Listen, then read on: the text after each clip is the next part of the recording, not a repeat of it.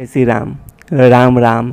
नमस्कार। Education system Bihar में आपका स्वागत है। आज के इस वीडियो में बिहार एसटीटी न्यूज पर बात करने वाले हैं। आज का वीडियो काफ़ी महत्वपूर्ण होने वाला है, इसलिए आप लोग वीडियो को अंत तक देखना न भूलें। आज के इस वीडियो में शकुनी चाल, दाल में काला, उसके बाद क्या इतना गलती भूल हो सकता है और वीडियो के लास्ट में अब क्या करना चाहिए, इन सभी बातों को लेकर खुलासा करने वाले हैं। खुलासा पार्ट 4 है, इसलिए आप लोग वीडियो को अंत तक देखना न भूलें। तो आइए वीडियो को शुरू करते हैं। किसी परीक्षा में अब इस क्वेश्चन को देख सकते हैं। यह क्वेश्चन इस चैनल की कम्युनिटी में भी मिल सकता है, तो आइए देख लेते हैं। क्या होता है शकुनी चाल? किसी परीक्षा की बात कर रहे हैं, तो यह देख लेते हैं। आप लोग थर्ड ऑप्शन से देखें। जिस प्रकार शकुनी ने पहले से ही पासा बदल कर रखा था, ठीक है, उसी प्रकार अब प्रथम पॉइंट पर जाएं। जिस प्रकार शकुनी ने पहले से ही पासा बदल कर रखा था, उसी प्रकार गड़बड़ी प्रश्न पत्र या एग्जाम स्तर पर और ध्यान रिजल्ट डाटाबेस पर ले जाना, इसका मतलब यही बनता है शकुनी चाल का मतलब। अब आगे देख लेते हैं। सेकेंड पॉइंट, डाटा गलत दिया जाना, ये सभी बातें भी हैं। अब आगे देख लेते हैं। इसमें किसी परीक्षा में किन किन स्तर पर होती है गड़बड़ी, तो इसे भी आप लोग देख सकते हैं। किन किन स्तर पर होती है गड़बड़ी किसी परीक्षा में बात करें तो प्रथम है प्रश्न पत्र क्वेश्चन स्तर पर, उसके बाद एग्जाम स्तर पर, उसका रिजल्ट डाटाबेस स्तर पर। ये सभी 3 स्तर पर होती है। अब देख लेते हैं आगे। किसी परीक्षा में जब तक पता नहीं चले किस स्तर पर हुआ है गड़बड़ी, जी बिल्कुल पता नहीं चले कि रिजल्ट डाटाबेस स्तर पर हुआ है या फिर प्रश्न पत्र स्तर पर हुआ है या फिर एग्जाम स्तर पर हुआ है, तब तक इन बातों पर ध्यान नहीं देना चाहिए। बिल्कुल इन बातों पर ध्यान नहीं देना चाहिए। आप शकुनी चाल देख चुके हैं कि जिस प्रकार शकुनी ने पहले से ही पासा बदल कर रखा था, एग्जाम स्तर पर हो या फिर गड़बड़ी बात करें प्रश्न स्तर पर हो, लेकिन ध्यान रिजल्ट डाटाबेस पर ले जाना, ये सभी बातें स्पष्ट हो चुकी हैं। अब आगे देख लेते हैं दाल में काला। तो दाल में काला क्या है, इसे भी देख लेते हैं। किसी परीक्षा में जिस दिन रिजल्ट जारी होता है, जी वही बात कर रहे हैं, जिस दिन रिजल्ट जारी होता है उसी दिन यदि लिस्ट और कट ऑफ जारी ना हो, लिस्ट भी जारी ना हो और कट ऑफ भी जारी ना हो, इसके बाद कुछ चेंज हो जाए, इसके अलावा न आरटीआई का रिप्लाई ठीक से आए, रिप्लाई आए ही नहीं आरटीआई का, तो दाल में काला।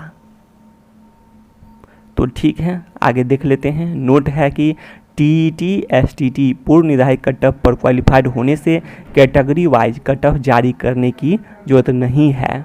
ये टीईटी एसटीटी में कैटेगरी वाइज कट ऑफ जारी करने की जरूरत तो है नहीं, यदि पूर्व निर्धारित कट ऑफ पर क्वालिफाइड होता है तो यह भी बातें स्पष्ट होती है। अब आगे देख लेते हैं।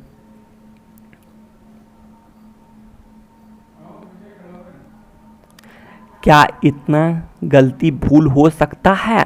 यह क्वेश्चन आप लोगों के लिए बनता है।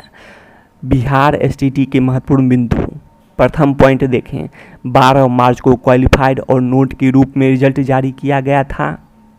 12 मार्च को इन मेरिट लिस्ट और नोट इन मेरिट लिस्ट का जिक्र नहीं था, 21 जून को यह जिक्र किया गया था। उसके बाद आगे देख लेते हैं। 12 मार्च को subject wise category wise cut off जारी नहीं किया गया था।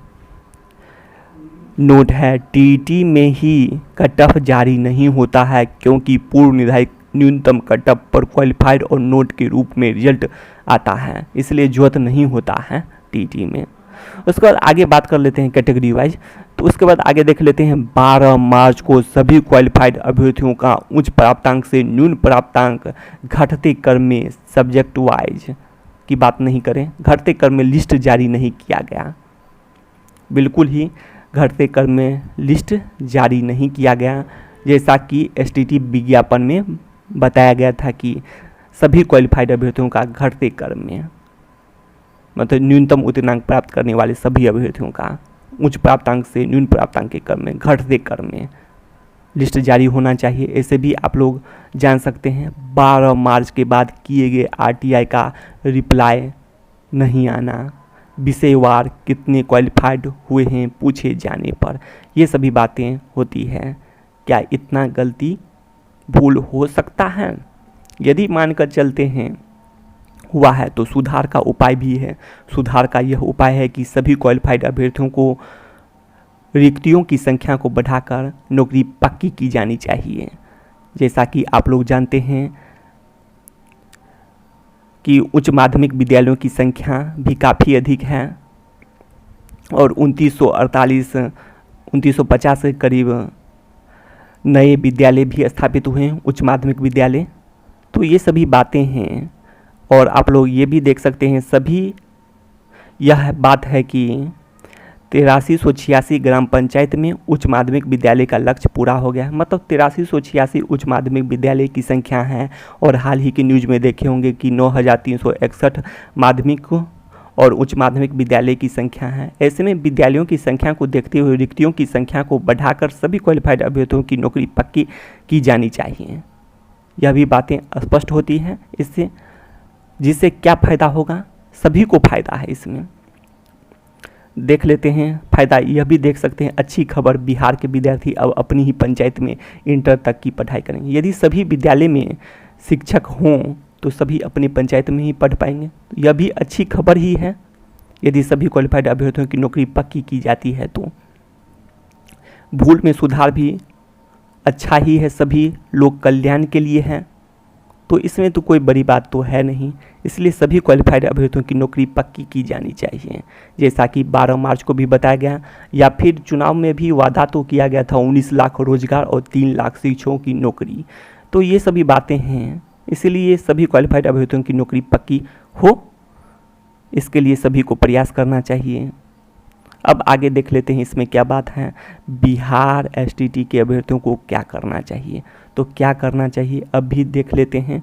12 मार्च को जारी हुए रिजल्ट क्वालिफाइड के रूप में सभी टीटी एसटीटी की तरह ही प्रमाण पत्र निर्गत किया जाना चाहिए, क्योंकि 3 महीने के बाद बड़ा बदलाव करना कहीं से भी उचित नहीं है। यह बातें पिछले वीडियो में भी स्पष्ट कर चुके हैं। यदि आप ज़्यादा जानकारी जानना चाहते हैं तो देख सकते हैं, सर्टिफिकेट अपडेट है। उसके बाद आगे देख लेते हैं। माध्यमिक एवं उच्च माध्यमिक विद्यालयों की संख्या को देखते हुए कह सकते हैं काफ़ी पद रिक्त हैं। जी बिल्कुल, ऐसे में रिक्तियों को बढ़ाने का प्रयास करना चाहिए। तो ये भी बातें स्पष्ट होती हैं, काफ़ी रिक्तियों पर बहाली हो सकती है। उसके बाद आगे देख लेते हैं। बिहार एसटीटी 2019 आवेदन करते समय क्वालिफिकेशन के रूप में शैक्षणिक योग्यता सेलेक्ट किया गया था। इसको अब इसे देखने के बाद समझें। आप लोग वीडियो को पॉज करके पढ़ सकते हैं। वैसे आप यहाँ देख सकते हैं क्वालिफिकेशन को सेलेक्ट करने का ऑप्शन था। अप्लाई करते समय आप यही फॉर्म भरे होंगे, तो ऑप्शन था, ठीक है। और यह भी देख सकते हैं कि एजुकेशन क्वालिफिकेशन डिटेल्स में स्टार नहीं दिया गया था, जबकि क्वालिफिकेशन में देख सकते हैं कि स्टार दिया गया था, मतलब अनिवार्य था देना, सेलेक्ट करना, ये सभी बातें। और इसमें यह बातें स्पष्ट नहीं की गई थी कि सभी को भरना ही है। बहुत सारे अभ्यर्थी नहीं भी भरे होंगे, वह भी फॉर्म एक्सेप्ट हो गया होगा। यह सभी बातें होती है। यहाँ पर भी स्टार देना चाहिए, इससे बातें यह भी स्पष्ट होती हैं। तो इसीलिए आप लोग प्रयास कर सकते हैं कि इसका डाटाबेस चेक करना है तो इसका डाटाबेस डेट के साथ चेक हो। ये सभी बातें रख सकते हैं कि रोल नंबर चेक हो जाए, मतलब क्वालिफिकेशन का, एजुकेशन क्वालिफिकेशन का ईयर ऑफ पासिंग चेक हो जाए उसी डेट के अनुसार, जिस डेट में अप्लाई हुआ था। मतलब सितंबर में 25 सितंबर तक, मतलब जब तक अप्लाई हुआ हूँ, 18 सितंबर तक पहले हुआ था अप्लाई 2019 में, उसके बाद 25 सितंबर देखने को मिला। तो ये सभी बातें हैं, जब तक अप्लाई हुआ हूँ, डेट उतना याद नहीं है, फिर भी बात किए हैं। उसको आगे देख लेते हैं। सभी क्वालिफाइड अभ्यर्थियों की नौकरी पक्की हो, इसके लिए प्रयास करना चाहिए। बिल्कुल सही बात है, इसके लिए प्रयास करना चाहिए। जैसे कि आप लोग जानते हैं कि 19 लाख रोजगार और 3 लाख शिक्षकों की नौकरी का वादा है, तो यह सभी आप लोगों के लिए अच्छी खबर है कि 10 लाख नौकरी के बदले है 19 लाख रोजगार और 3 लाख शिक्षकों की नौकरी का वादा। उसको आगे देख लेते हैं, 12 मार्च को भी एक तरह से नौकरी पक्की समझी जाए। तो इस तरह से यदि आप लोग प्रयास करते हैं तो सभी क्वालिफाइड अभ्यर्थियों की नौकरी पक्की करना कोई बड़ी बात तो है नहीं। आप लोग विद्यालयों की संख्या भी देख चुके हैं कि 8386 उच्च माध्यमिक विद्यालय हैं, उसके बाद इधर भी विद्यालय हैं, और कुल मिलाकर 9361 माध्यमिक एवं उच्च माध्यमिक विद्यालयों की संख्या है। तो नौकरी पक्की हो सकती है, इसके लिए आप लोगों को प्रयास करना होगा। तो शिक्षा से संबंधित तमाम जानकारी के लिए एजुकेशन सिस्टम बिहार चैनल को सब्सक्राइब कर दीजिए। वीडियो को ज़्यादा से ज़्यादा लाइक, शेयर और कमेंट करना न भूलें। तो इस वीडियो में इतना ही, धन्यवाद।